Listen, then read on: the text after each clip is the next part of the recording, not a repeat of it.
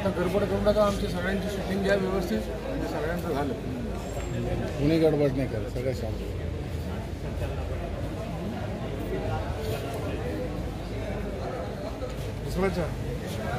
हां ठीक आहे, चालेल, ओके. साहेबांकडे तुम्ही तुमचं म्हणणं मांडलंय.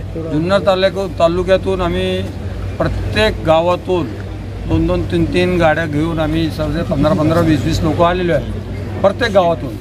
आणि जुन्नर शहरातून 50 लोक आहेत.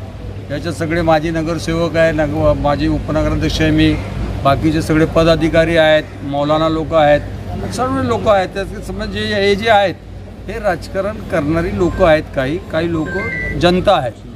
आमच्या जुन्नर तालुक्यामध्ये आम्हाला अतुल शेठला तिकीट पाहिजे म्हणून आम्ही पवारसाहेबांची भेट घ्यायला आलो आहे.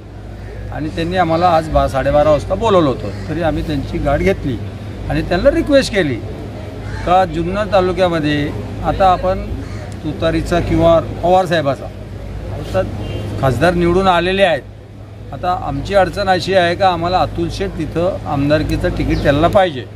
तर आम्हाला काही गोष्टीची अडचण होते, म्हणून आम्ही पवारसाहेबाला विनंती करायला आलो का आम्हाला पवारसाहेब तुम्ही अतुल शेठला तिकीट द्या आणि तुमच्या पक्षात घ्या. यासाठी सगळे लोक आलेले होते.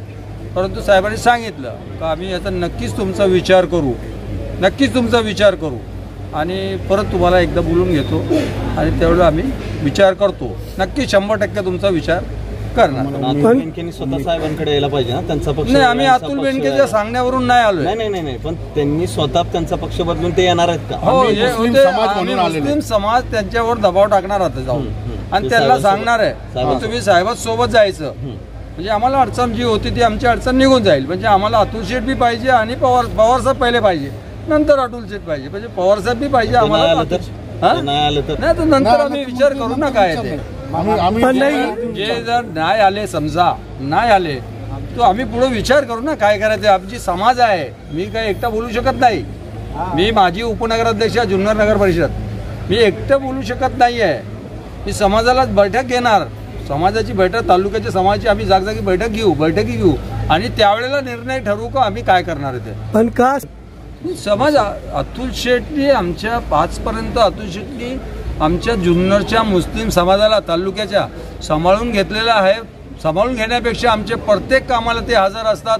भरपूर निधी समाजाला दिलेला आहे त्यात यावेळेला सुद्धा आणि सगळ्यांची कामं करतात ते. आणि कधी अर्ध्या रात्रीला त्यांच्याकडे काही काम असतं तर कोणीही जाऊ शकतो.